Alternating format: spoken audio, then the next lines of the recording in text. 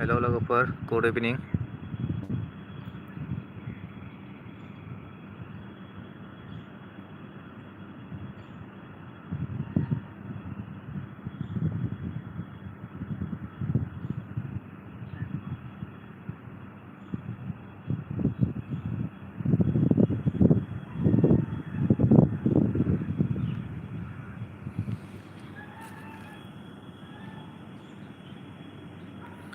बे गोबावनि उनाव दिनैसो खनसे फैलायबाय आरोना लोगोफोर।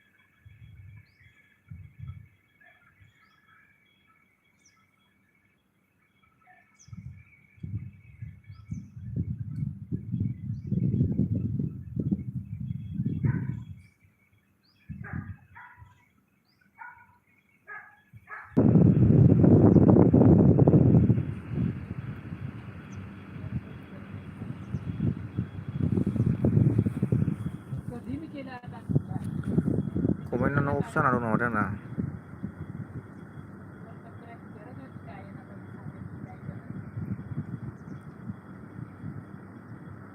निबिद बसुमतारी हेल' गुमै हेल' फैनाय माबोरै खबर सबर मोजां ना? गोबावजों खनसे दिनैलाय फैबाय आरोना लोगोफोर।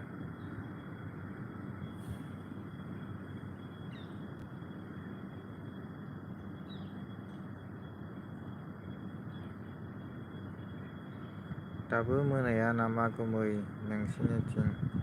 जोंथिं मोनायाखैथ'। मोनायाखै आरोना दाबो सान हाबाखै।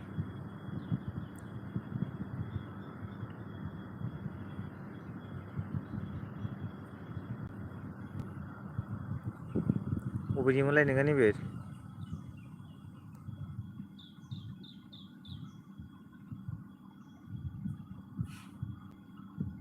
गोबावजों दिनैसो खनसे फैदोंना मानसियानो माबा जइन जायाखैना रावबो। जायोना जाया दसे थानायसै थायाबा मानसिया बार बन्द' खालामसै। आं माबायाव दङ गुजरातआवहाय गुजरात। आं गुजरातआव दङ बाजैया न'आवसो। बबेनिमोनथाय नोङो?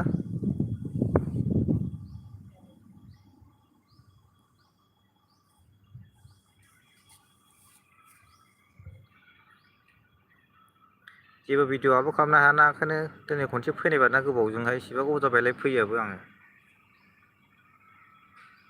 आदसा क'क्राझारनि ना? आदसा आंबो क'क्राझार डिस्ट्रिक्टनिनो आंबो।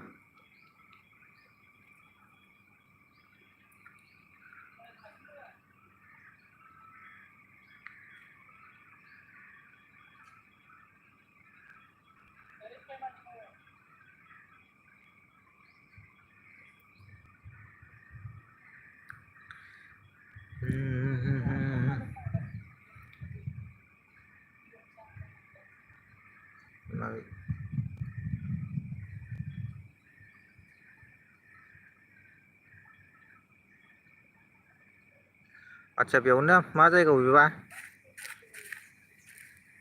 गुजरात मा जायगायाव थाफैयामोन बेबा नोंसिनि आदामोनाबा?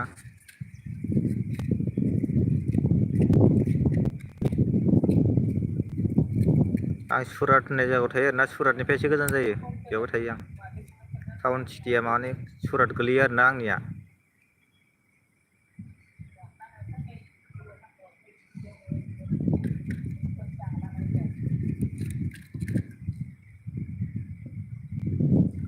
आं गेस्ट हाउसावसो मावो आरोना गेस्ट हाउस रिलायन्स इन्डास्ट्रियाव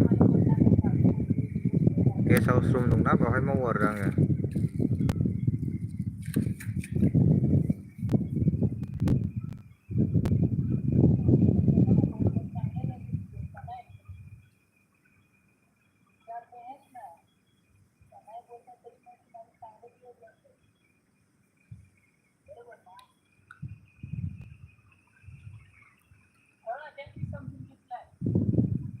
नोंसिनि आदायाबा मायाव मावदोंमोन अबे जायगायाव फैयामोन बेबा गुजरात मा जायगायावमोन बेबा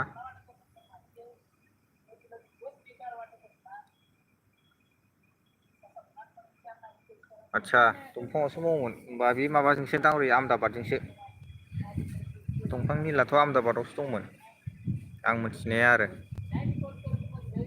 जोंनिफ्राय गोजान जायो आरोना बे आहमेदाबादा एसे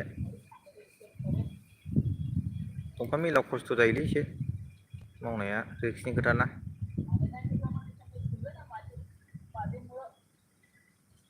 मास मोनबेसे जाखो होनदों नामा आङो गोबाव जाबाय आङो बाहाय बोसोरथाम जानुवारि हाबबा बोसोरथाम जासिगोन आरोना फुरा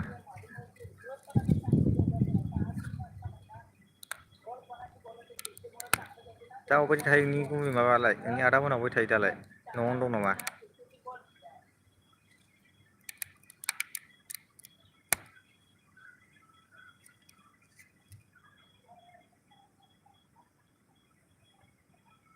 खस्थ'खा बे दंफां हानाया रिक्सनि खोथाना आखाइजों नारनाय नारलिनबाबो रिक्स जायो बाननानै माबानांगौ ना मिलाव सोबाय थानांगौ खस्थ' आरोना बे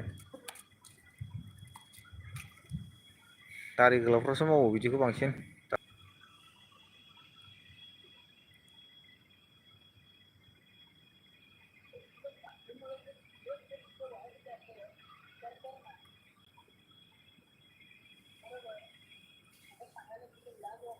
सोर सोर दंथाय सानै सासेया कमेन्ट खालामाखै माथो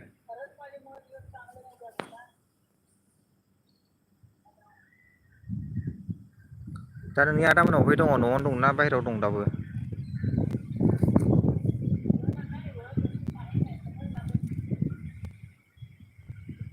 क'क्राझाराव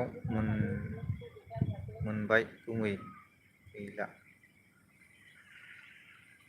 क'क्राझारावनो दं आरो दा नोंनि आदा मोना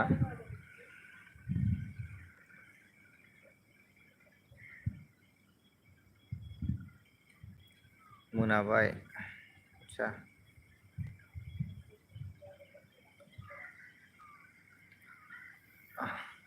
क'क्राझार गुमै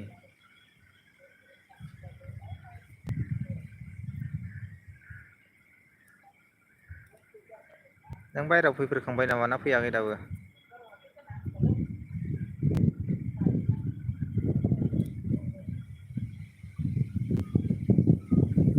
दसे समाव थासैलै मानसि गैयाना लाइफआवहाय न'आवनो दा गोजांनायावथ' एसे बारा गरमा खम जायो जायगा जायगा ओमफ्राय जायगा जायगा गोजांनाय दं जोंनियाव एसे गोजाङो आरो फुङावहाय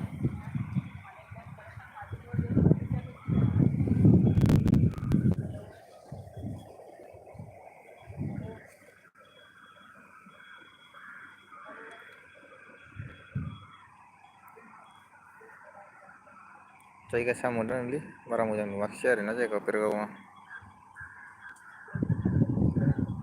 10 मिनिटल' फुरा खालामसै ओमफ्राय दोनसै बारा गोबाव थाला मानोना मानसि गैयाना मानसि जाबासो लाइफआव थानो मोजां जायो आरोना बयबो रायलायनाय कमेन्ट खालामनाय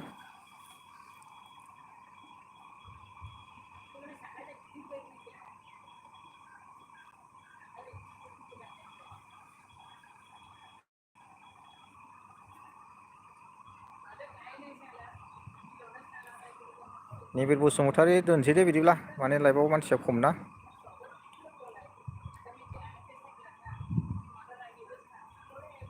औ जाबायानो गोबाव थांलाय फैलाय जाबायना न'आव थाङो फैयो गोबाव जाफैबाय आरोना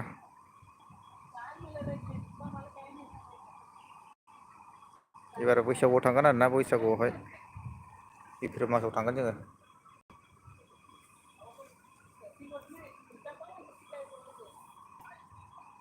औ दे गुमै दोनदो दे औ दे उननि समाव लोगो मोनफिनगोन आरो ना। दे बाय। मानसि खमना बारा थाजाया गोबाव खामानि मावो ना सम मोना। बेलासि टाइमाव फैगोन आरो सम लानानै आरो।